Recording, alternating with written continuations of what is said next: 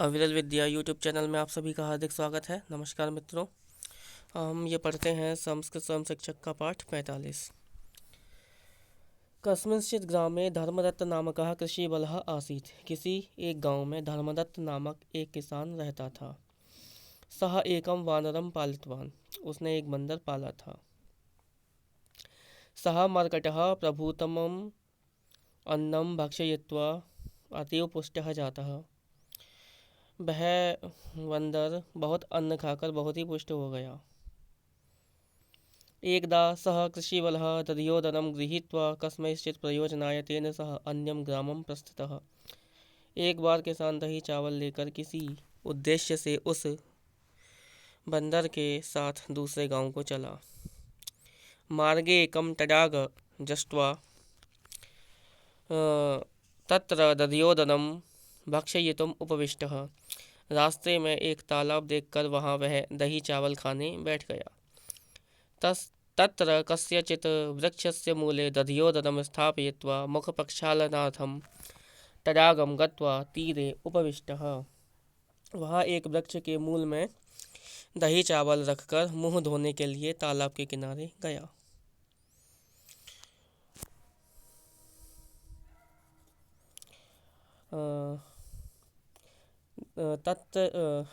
इसका संस्कृत अर्थ थोड़ा हिंदी से मेल नहीं खा रहा है, देखिएगा। तत्र कस्यचित् वृक्षस्य मूले दध्योदनं स्थापयित्वा मुखप्रक्षालनार्थं तडागं गत्वा तीरे उपविष्टः। तो वहाँ एक वृक्ष के मूल में दही चावल रखकर मुंह धोने के लिए तालाब के किनारे गया। ठीक है, तो इसका पूर्ण अर्थ ये होगा कि तालाब को गया, मतलब तालाब को जाकर तीरे उपविष्टः, किनारे पर बैठ गया, अर्थात तालाब के पास जाकर के किनारे पर बैठ गया। ठीक है। अत्रांतरे तेन दुष्टेन मर्कटेन तत् सर्वं दध्योदनं भक्षितम्। इस बीच उस दुष्ट बंदर ने वह सब दधी चावल खा लिए। हस्तेन किंचित् दधिगृहीत्वा समीपे स्थितस्य कस्यचित् अजस्य मुखे क्षिप्त्वा किम अपि अजानन् इव दूरं गत्वा स्थितः। फिर हाथ में थोड़ा सा दही लेकर पास खड़े एक बकरे के मुंह पर उसे लगाकर कुछ भी न जानते हुए के समान दूर जाकर बैठ गया। कृषिवलः मुखं प्रक्षाल्य वृक्षस्य मूलम् आगत्य दृष्टवान् यत् सर्वं दध्योदनं केनापि निःशेषं भक्षितम् इति। किसान ने मुंह धोकर वृक्ष के पास आकर देखा कि सब दही चावल किसी ने खा लिए हैं। समीपे स्थितस्य अजस्य मुखे किंचित् दधि दृष्ट्वा तेन एव सर्वम् अन्नं भक्षितम् इति ज्ञात्वा तम एव ताडयामास।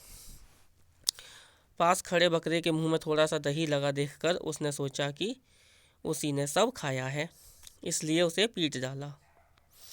जुष्टः अपराधं स्वयं कृत्वा अन्येन सह अपराधः कृतः इति दर्शयति। दुष्ट मनुष्य स्वयं अपराध करके यह दिखलाता है कि दूसरे ने वह अपराध किया है। मूढ़ः तत् तथा एव अस्ति इति जानाति। जो ऐसा सोचे वह मूर्ख होता है। परंतु ज्ञानी सर्वं परीक्ष्य अपराधिनम् एव यथा योग्यम ताड़यति। परंतु ज्ञानी सब प्रकार परीक्षा करके अपराधी को ही उचित दंड देता है। इन शब्दों के अर्थों को देखेंगे।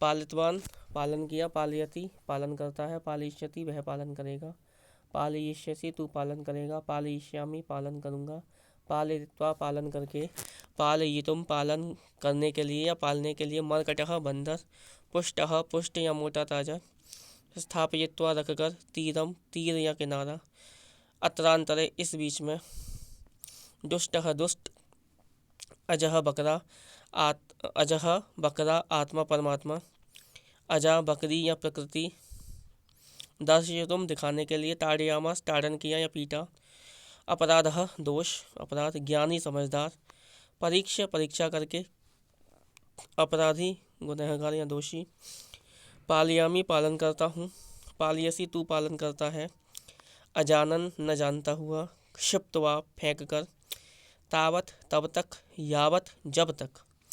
दृष्टवान देखा, निःशेषम संपूर्ण, उपविष्टः बैठ गया। प्रयोजनम उद्देश्य, स्वयं स्वयं या खुद अपने आप। मूलम जड़, दर्शयसि तू दिखाता है, दर्शयति वह दिखाता है, दर्शयिष्यति वह दिखाएगा।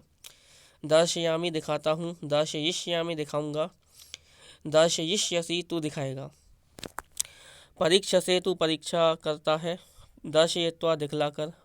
परीक्षिष्ये परीक्षा करूँगा, परीक्षते परीक्षा करता है, परीक्षिष्यते वह परीक्षा करेगा, परीक्षिष्यसे तू परीक्षा करेगा। कुछ संस्कृत के वाक्य हैं, देखें इनका क्या मतलब निकलेगा। यतः धर्मः ततः जयः, अर्थात जहाँ से धर्म होता है वहीं से जय होती है, या ये कह लीजिएगा कि जहाँ धर्म है वहीं जीत है। धर्म एव हतः हन्ति, अर्थात जहाँ धर्म हतः, जहाँ धर्म नाश होता है वही नाश करता है। अर्थात कि जो धर्म का नाश करता है धर्म उसका नाश करता है। रक्षितः धर्मः एव रक्षति, अर्थात रक्षितः धर्म, अर्थात जिस धर्म की रक्षा की जाती है वही रक्षा करता है।